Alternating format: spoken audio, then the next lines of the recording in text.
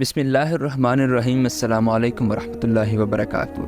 ہاشمی درس حدیث کے معزز سامعین، جیسے کہ آپ کے علم میں ہے کہ اس چینل میں علامات قیامت سیریز چلی آ رہی ہے، آج اس سیریز کی ایپیسوڈ نمبر 7 آپ سنیں گے، جس میں رسول اللہ صلی اللہ علیہ وسلم کی وہ پیشن گوئیاں بتائی جائیں گی جو قیامت کے قریب واقع ہوں گی۔ قیامت کی کچھ نشانیاں ایسی ہیں جو ظاہر ہو چکی ہیں، اور آج کی ویڈیو میں ایک ایسی ہی نشانی آپ کو بتائی جائے گی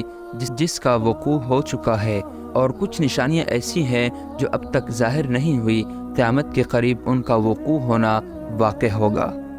آج کی ویڈیو انتہائی اہم ہے، خصوصاً خواتین کے لیے۔ ویڈیو میں اینڈ تک رہیے تاکہ کوئی بھی اسلامک انفارمیشن آپ سے مس نہ ہونے پائے۔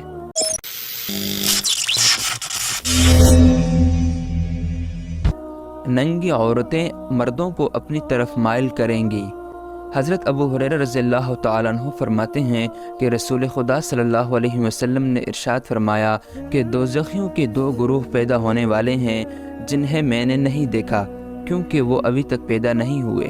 پھر ان کی تشریح کرتے ہوئے فرمایا کہ ایک گروہ تو ایسا ہوگا جو بیلوں کی دموں کی طرح لمبے لمبے کوڑے لیے پھریں گے اور ان سے لوگوں کو مارا کریں گے، صبح و شام اللہ کے غصہ، ناراضگی اور لعنت میں پھرا کریں گے۔ دوسرا گروہ وہ ایسی عورتوں کا پیدا ہونا ہے جو کپڑے پہنے ہوئے بھی ننگی ہوں گی، غیر مردوں کو اپنی طرف مائل کریں گی اور خود بھی اس کی طرف مائل ہوں گی۔ ان کے سر اونٹوں کی جھکی ہوئی پشتوں کی طرح ہوں گی، نہ جنت میں داخل ہوں گی، نہ جنت کی خوشبو سونگیں گی، حالانکہ بلا شک و شبہ جنت کی خوشبو اتنی دور سے آتی ہے، یعنی سالہ سال کی مسافت سے جنت کی خوشبو آتی ہے۔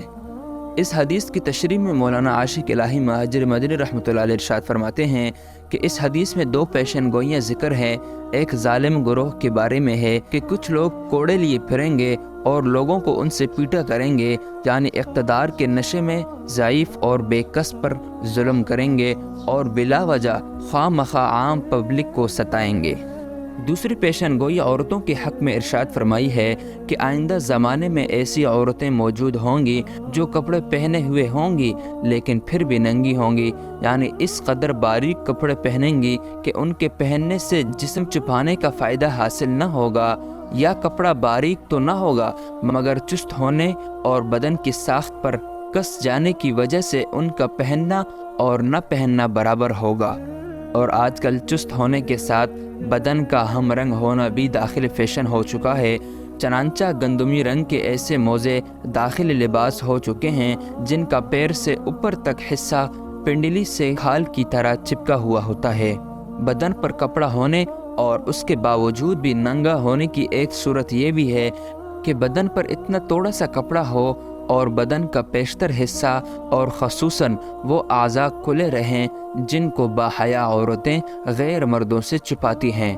جیسے کہ یورپ اور ایشیا کے بعض شہروں میں مثلا ممبئی، رنگون، سنگاپور وغیرہ میں ایسا لباس پہننے کا رواج ہے کہ صرف گھٹنوں تک قمیص ہوتی ہے، آستینیں مونڈے صرف 2-4 انچ ہی بڑی ہوئی ہوتی ہے، پنڈلیاں بالکل ننگی ہوتی ہیں اور سر بھی دوپٹے خالی ہوتا ہے۔ پھر فرمایا یہ عورتیں غیر مردوں کو اپنی طرف مائل کریں گی اور خود ان کی طرف مائل ہوں گی، یعنی ننگا ہونے کا رواج مفلسی کی وجہ سے نہ ہوگا بلکہ ان کی نیت مردوں کو بدن دکھانا اور ان کا دل لبھانا مقصود ہوگا، اور لبھانے کا دوسرا طریقہ یہ اختیار کریں گے کہ اپنے سروں کو جو دوپٹوں سے خالی ہوں گے مٹکا کر چلیں گی، جس طرح اونٹ کی پشت کا بالائی حصہ تیز رفتاری کے وقت زمین کی جانب جھکتا ہے۔ اونٹ کی پشت سے تشبیہ دینے سے یہ بھی بتایا کہ بال پھلا کر اپنے سروں کو موٹا کریں گی۔ پھر فرمایا ایسی عورتیں جنت میں داخل نہ ہوں گی بلکہ اس کی خوشبو تک نہ سونگیں گی۔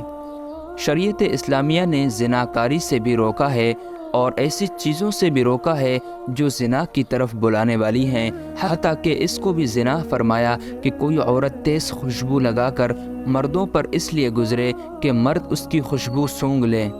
مسلم کی ایک روایت میں ہے کہ ہادی عالم صلی اللہ علیہ وسلم نے ارشاد فرمایا کہ آنکھوں کا زنا دیکھنا ہے، کانوں کا زنا سننا ہے، اور زبان کا زنا بولنا ہے، اور ہاتھوں کا زنا پکڑنا ہے، اور پیروں کا زنا چل کر جانا ہے۔ حضرت ابن مسعود رضی اللہ تعالیٰ عنہ فرماتے ہیں کہ رسول خدا صلی اللہ علیہ وسلم نے ارشاد فرمایا کہ عورت چھپی ہوئی چیز ہے، جب باہر نکلتی ہے تو اسے شیطان تکنے لگتا ہے، یعنی گور گور کر دیکھنے لگتا ہے۔ بہقی کی ایک روایت میں ہے کہ جو نامحرم پر نظر ڈالے اور جو اپنے اوپر نامحرم کی نظر پڑنے کی خواہش اور تمنا کرے، اس پر اللہ کی لعنت ہے۔ حضرت ابو امامہ رضی اللہ تعالیٰ عنہ سے روایت ہے کہ رسول خدا صلی اللہ علیہ وسلم نے ارشاد فرمایا کہ جو مسلمان بلا اختیار و ارادے ایک مرتبہ کسی عورت کا حسن دیکھ لے، یعنی اچانک بغیر ارادے کے اس کی نظر پڑ جائے اور پھر اس نظر کو باقی نہ رکھے بلکہ اپنی آنکھ بند کر لے، تو خدا اس کے بدلے اسے ایسی عبادت نصیب فرمائے گا جس کی حلاوت مٹھاس وہ محسوس کرے گا۔